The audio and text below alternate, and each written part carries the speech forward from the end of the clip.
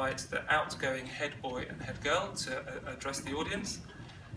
Please can I invite to the stage Rowan Weaver and Kate Waft.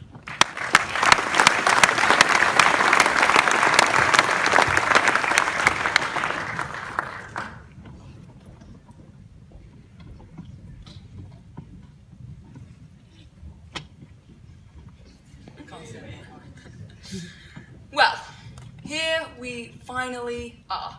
I mean, we all knew it was coming, and we have counted down the days and crossed them off our calendars. But now we're actually sitting here counting down the few minutes until we officially graduate and wrap up the 14 years of blood, sweat, and tears. It hasn't been easy. We've had to make some pretty big transitions to be sitting here today. Moving from primary to secondary school briefly made us feel as if we were 10 feet tall.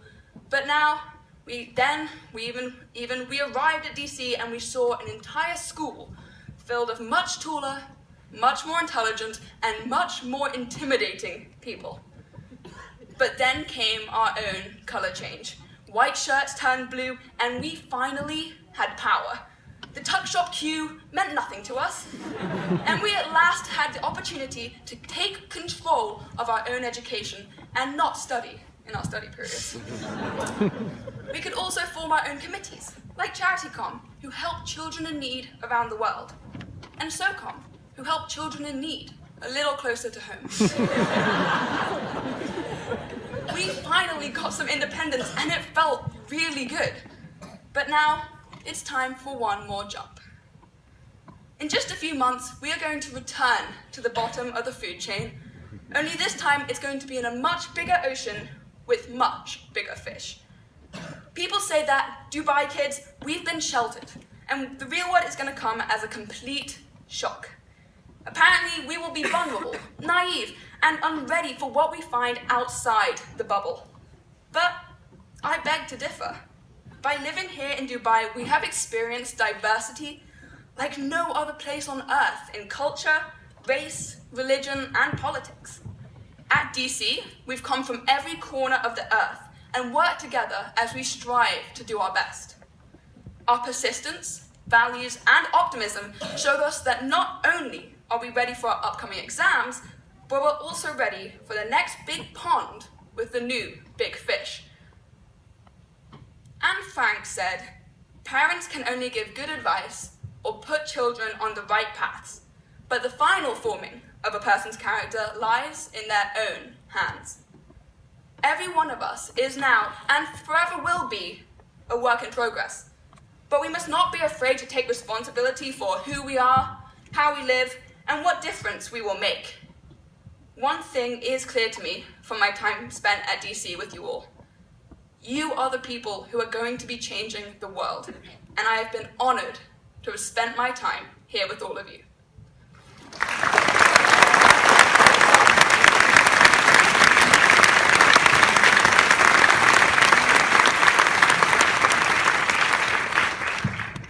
So, today we sit at the end of it all, possibly in still comfortable self-denial about the A-levels that approach. Yet despite everything, I still can't get over the fact that none of this does really feel like the end. Of course, this is simply another transition to the next big thing. However, surely, the pure nature of it, where we're going, everything is different this time. Last assembly, I talked about the achievements that you look back on, and I think that this applies to no year more than it does to us, especially given the finality of the occasion. However, realistically speaking, what will you remember? In the future, is it likely that you will relish understanding the intricacies of an oxbow lake if you dropped geography in year 9? Will you still celebrate the England cricket score if you had dropped maths with Mr. Flower in year 11? And will you still appreciate the flowery imagery and deep-rooted pain of John Keats if you aren't doing English at university? Of course you will, because Keats is Bay. Surely, it cannot be the case that everything we do and everything we learn is simply a way to progress to the next stage of life, to the next degree, to the next job, there has to be a constant. As Kate just said, we as a student body come from all over the globe, brought here to one place for varying amounts of time. Yet, there's a big change, isn't it? Because almost universally come September, we all disperse. We spread out. Go back to our corners or maybe somewhere else.